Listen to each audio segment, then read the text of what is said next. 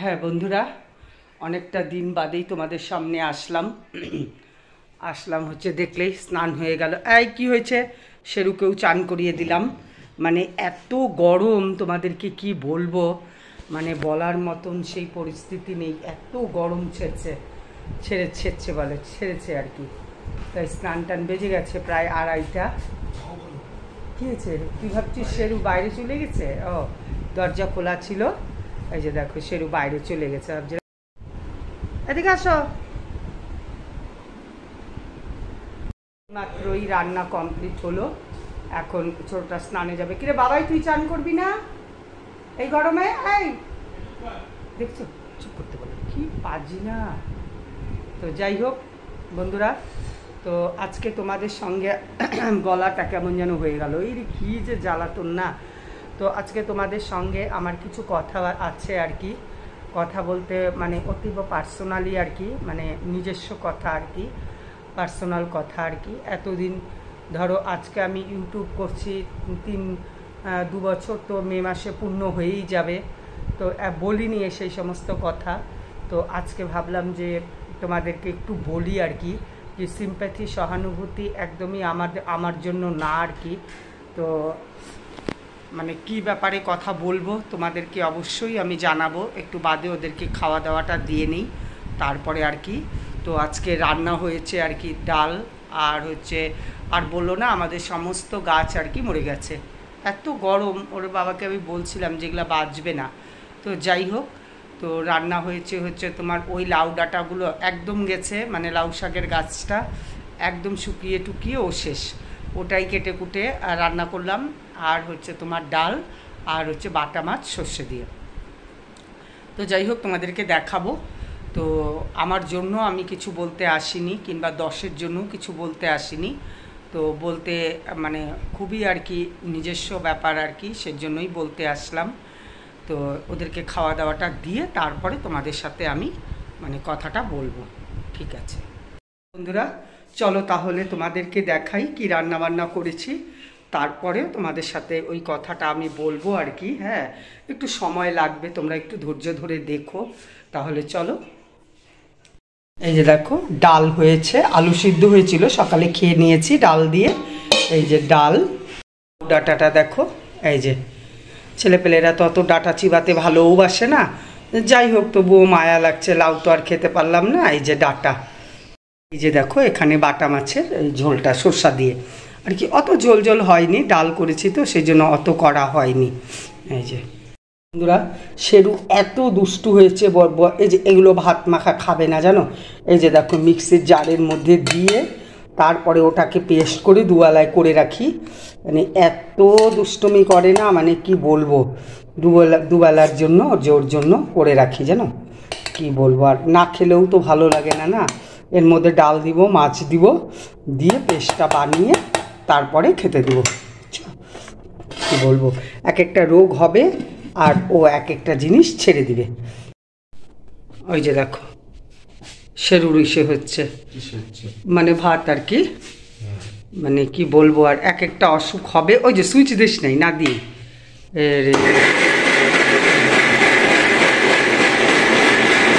দেখো এইভাবে শেরু খায়, বোঝো সে মানে কি বাচ্চাদের, হ্যাঁ বাচ্চাদের সেরিলাক, দেখলা? এই যে দেখো। হ্যাঁ বন্ধুরা, তখন তো তোমাদের সাথে দুপুরে কথা বলেছিলাম, তারপরে মানে আর কথা বলা হয়নি, তো না হওয়ার জন্য আর কি এখন তোমাদের সাথে সেই কথাটা আমি বলতে আসছি। যে দেখো বন্ধুরা, আজকে মানে অনেক দিনই হলো আর কি, মানে কথাটা আর কি তোমরাও জানো না, কেননা আমিও বলিনি কথাটা। তো সে কারণেই ভাবলাম লজ্জা শরম সমস্ত কিছু ত্যাগ করে, হ্যাঁ লজ্জার কিছুই নেই বন্ধুরা, নিয়তির খেলার কাছে তো কেউ মানে লজ্জা করে লাভ নেই। মানে এসব মানে আমার মার তো চরিত্র খারাপ না, কোনো কিছুই না, কিন্তু নিয়তির কাছে আমার মা হার মেনে গেছে। তো যাই হোক, আমার মা কেন, আমরা সবাই হার মানছি, মা হার মানা মানে কি আমরা জিতা না, আমরাও হেরে গেছি। তাই তোমাদেরকে কয়েকটা কথা বন্ধুরা বলতে আসলাম। তখন থেকেই বলছিলাম যে ভিডিওটা একটু শুরু করে তারপর তোমাদের সাথে একটু কথা বলি। তো কথাটা হচ্ছে এটাই বন্ধুরা, আজকে আমার মার 68 মানে 68 বছর বয়স। আজ থেকে প্রায় 14 বছর হবে আমার বাবা আমাদেরকে ছেড়ে চলে গেছে। তা আমার বাবা ছেড়ে চলে যাওয়ার তখন বাড়ি ঘর ছিল। তো আমার বাবা মানে তোমার সরকারি চাকরি করতো না বলে বাবার যখন ক্যান্সার হলো আর কি, মানে লাং ক্যান্সার হয়েছিল ফুসফুসে। তো ক্যান্সার হওয়ার জন্য মা জমিটা অর্ধেকটা বিক্রি করে দিল শুধু বাড়িটুক থাকার মতন। তারপরে তোমার বিক্রি করে দেওয়ার পরে বাবার চিকিৎসা হলো, মন তো আর মানে না, সমস্ত কিছু বাবাই করেছিল। তো যাই হোক বন্ধুরা, তো সেভাবেই আর কি চিকিৎসা করা হলো। হওয়ার পরে ভাই বিবাহিত ছিল, তার একটা ছোট্ট বাচ্চা ছিল। তো সংসার ভাইও সেরকম কিছু করতো না, নিজে নিজেই ভালোবাসা করে যে মেয়ে বিয়ে করেছিল তাদের বাপের বাড়ি তো মানেনি, তো জোর জবরদস্তি করেই, তো বোঝোই তো প্রেমের ব্যাপার আর কি। সে আমার বাড়ি উঠে পড়লো, তখন আমি শিলিগুড়িতে থাকতাম, আমার বাড়িতে উঠে বিয়ে শাদি করলো। তো যাই হোক, করার পরে বাচ্চা টাচ্চা হলো। তো সেই সমস্ত বাচ্চা কাচ্চা খাওয়ানোর দায়িত্ব মার হয়ে গেল। ভাই বলতে পারো না, সে কিছুই করলো না, সে আস্তে আস্তে আস্তে আস্তে নেশায় আসক্ত হয়ে গেল। তো যাই হোক, এরকম করতে করতে করতে করতে ভাইও, বাবার মৃত্যুর বছর 2-3 পরে ভাইও মারা গেল আমাদেরকে ছেড়ে। এত নেশা করতো, এটা তো স্বাভাবিকই ছিল। তারপরে বিশ্বাস করবা না বন্ধুরা, 1 বছর বাদে ভাইয়ের মৃত্যুবার্ষিকীতে 1 বছর বাদে 1 বছর অবধি ভাইয়ের বউ আসতো যেত, সমস্ত কিছুই করতো, মিল মহব্বত। এরপরে যে জায়গাটা ছিল, তো ভাই বলল যে ওখানে আর ও থাকবে না, ও শিলিগুড়িতে চলে আসলো। এখানে এসে আরও সাংঘাতিক বেশি নেশা শুরু করলো। তো যাই হোক, সেই নেশা করার পরে তারপরে তো তোমার ভাইয়ের বউকে তোমার মানে ও তো মারাই গেল 2-3 বছর পরেই। তাহলে বোঝো একজন বয়স্ক মার উপরে কীরকম তার স্বামী ক্যান্সারে, তার ছেলে, এরকম পরিস্থিতি বন্ধুরা। তারপরে ভাইয়ের বউ মারা যাওয়ার 1 বছর পর আমাদের সাথে সম্পর্ক রাখলো। হ্যাঁ বলতে পারো, বাড়িটাও তখন বিক্রি করে দিল আমার ভাই জীবিত থাকাকালীনই। তো বাড়িটা বিক্রি করে দিল, বিক্রি করে দেওয়ার পরে সেরকম টাকা হয়নি বাড়িটা বিক্রি করে।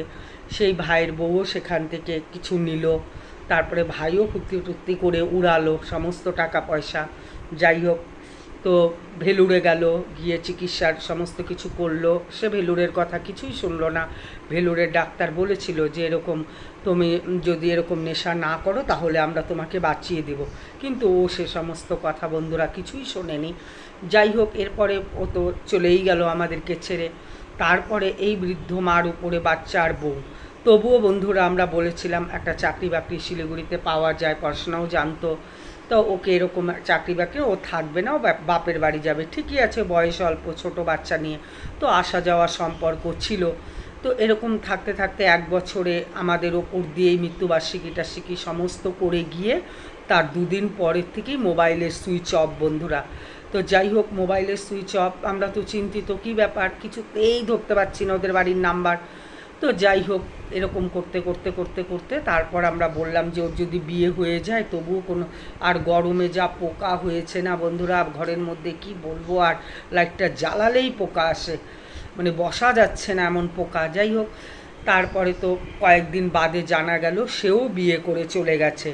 তাহলে বুঝতে পারো যে একটা কিছুই জানালো না, জানো তো, যা জিনিসপত্র ছিল সমস্ত ভাগবাট্টা করে, আজ বাচ্চার টাকা লাগবে, কাল অমুক লাগবে, তমুক লাগবে, এরকম লাস্ট অবধি জানো তো আমার মার বুকের মধ্যে জল এসে গেছিলো এদের শোকে শোকে। এক তো বাবা, তার কিছুদিন পরে ভাই, তারপরে একটাই নাতি তার। হ্যাঁ, তো যাই হোক বন্ধুরা, এই সমস্ত কথাবার্তা কাউকেই বলতে পারি না। এরপরে তো মা আমার কাছে আর আমার 2 বোনের কাছেই, মার সঙ্গেই আমরা থাকি আর কি।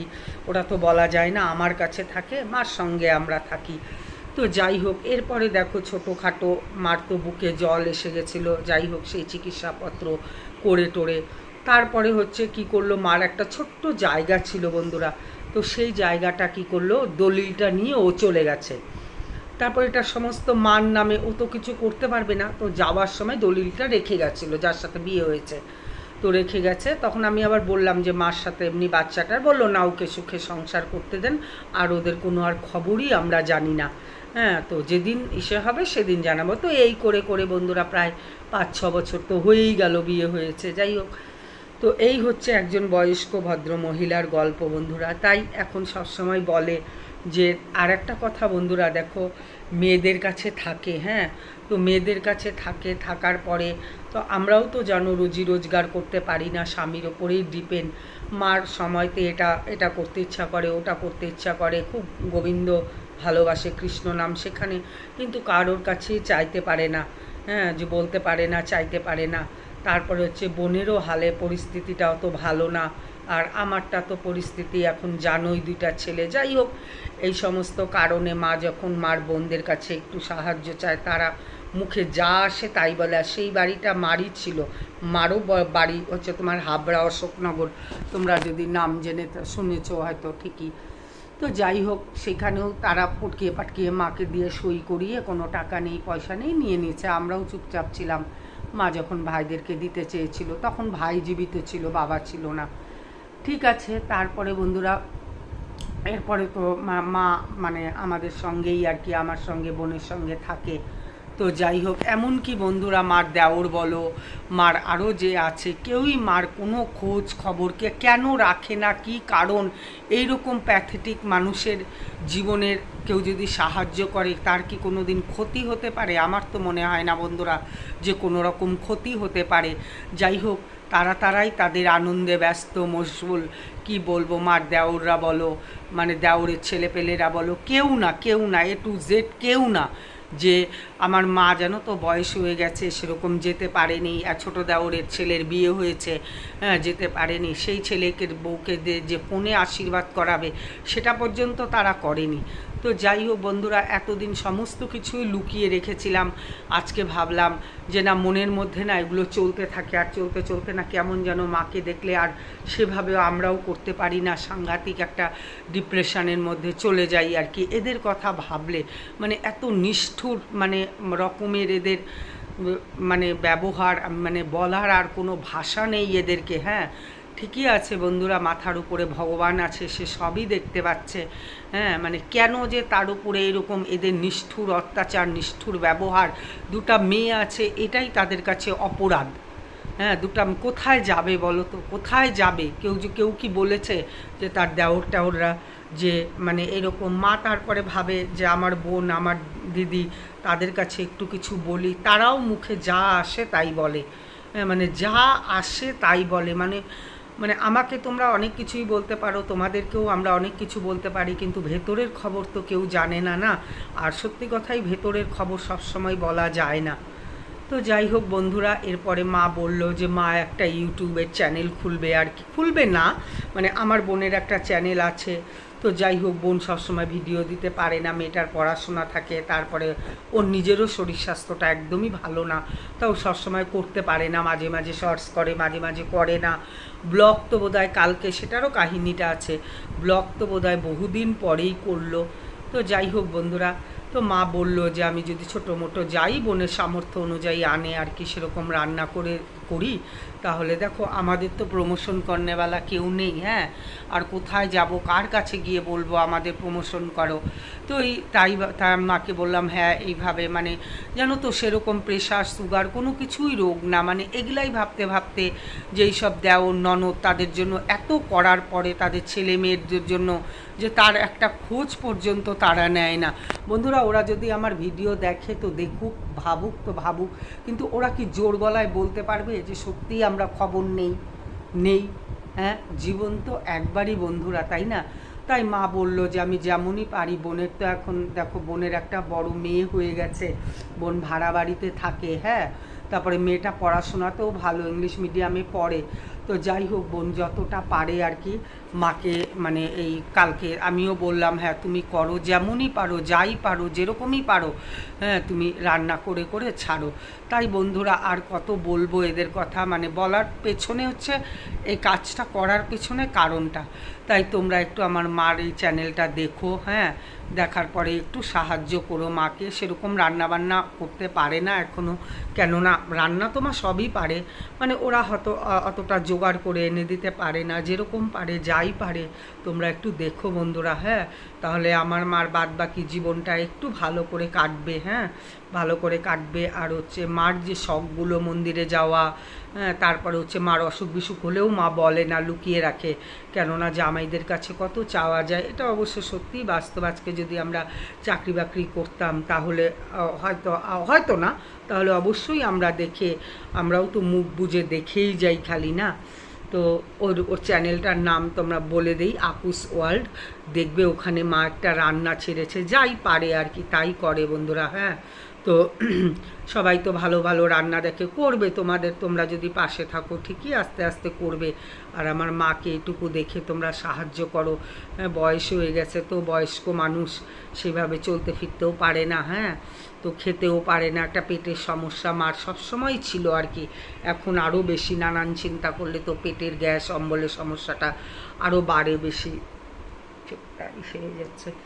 তো সেই কারণে আকুস ওয়ার্ল্ড চ্যানেলটার নাম, আরেকবারও বলি আকুস ওয়ার্ল্ড, তোমরা একটু দেখো। হ্যাঁ, মা বেশি বড় বড় মানে ভিডিও করতে পারে না, ছোট ভিডিওই তোমরা দেখো, 4 মিনিট 5 মিনিট, হার্ডলি 6 মিনিট। হ্যাঁ, দেখো মা যাই রান্না করে তোমরা তাতে মার একটু সাহায্য হবে, এটাই বলার জন্য। জানো তো বন্ধুরা, ভাবলাম যে আর লজ্জা শরম করে মানে আর কি করব বলো তো, যদি মানুষের জীবনই না থাকে তাহলে লজ্জা করে কোনো দিন হয়তো এটাও মনে হতে পারে মা না থাকলে একটু হয়তো বলতে পারতাম সবাইকে। হ্যাঁ, যদি পাছে সবাই ভিডিওটা দেখে, হ্যাঁ, তাহলে মানে জানো তো এখন তো মানে কি বলবো, ইউটিউবে সমস্ত নাটক হয়ে গেছে। আমি এইসব নাটকের মধ্যে আসতে চাই না বন্ধুরা। আমি নিজেও অনেক দিন বাদে বাদে ব্লগ করি। হ্যাঁ, এসব নাটক আমার ভালো লাগে না। আমি শুরুর থেকে বলে গেছি, আমার পুরনো ভিডিওগুলোও তোমরা দেখো। এই মেকআপ করা, সাজিয়ে গুজিয়ে নাটক করা, ফালতু কথা বলা, এগুলো আমি পছন্দ করি না বন্ধুরা। আমি যা পরিষ্কার কথা তাই বলি, তাতে আমি আজও দাঁড়াতে পারি না। এটা নিয়মই তাই, সত্য একাই চলে, অসৎ বহু লোক নিয়ে চলে। তাই এইটুকু না বললে আমার কাছে যেন কীরকম লাগছিল আর কি। যাই হোক, আমাকে যে কয়জন দেখো সেই কয়জনও যদি দেখো তাহলেও আমার মা আনন্দ পাবে।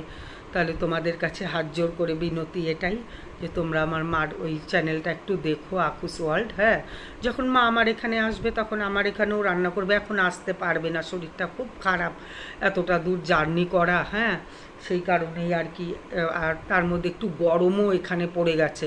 সে গরম টরম ব্যাপার না, মার অত গরম লাগেও না, তবে শরীরটা এতটাই খারাপ যে জার্নি করার মতন মানে সাহসটা নেই। ওই বসে বসে একটু রান্না করতে পারে আর কি। হ্যাঁ, তো সেই রান্নাটাও বোন সমস্ত কিছুই গুছিয়ে দেয়, সামনে গ্যাসটা নিয়ে বসে বসে করে, দাঁড়িয়েও বেশিক্ষণ পারে না। তাহলে বন্ধুরা ভিডিওটা রাখি। হ্যাঁ, যাই পারলাম তোমাদের সামনে বললাম।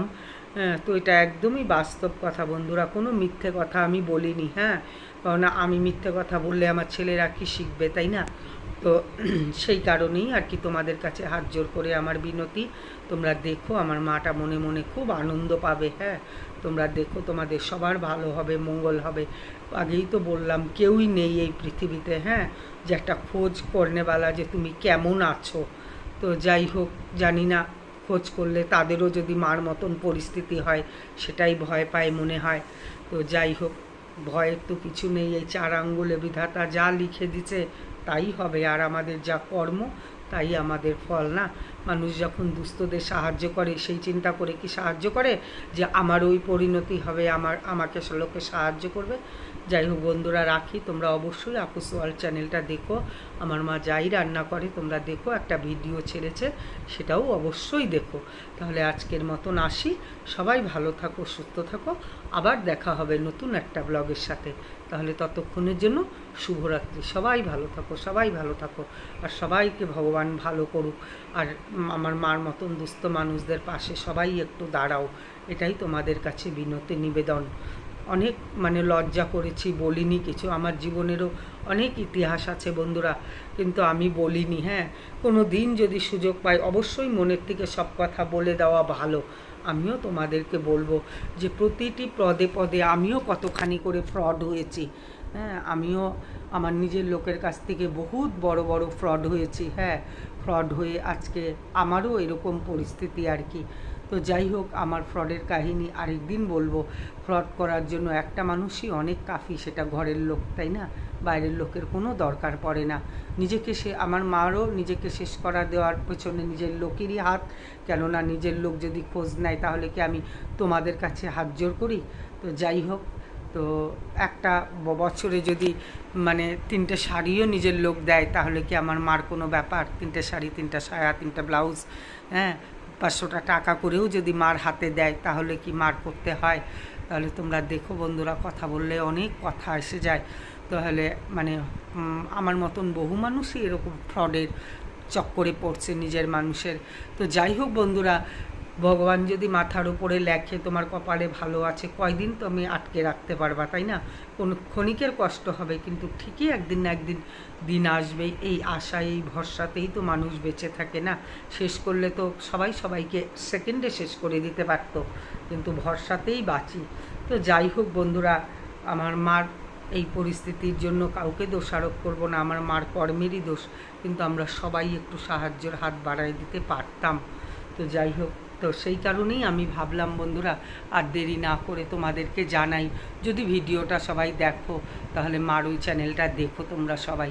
তাহলে আসি, টাটা।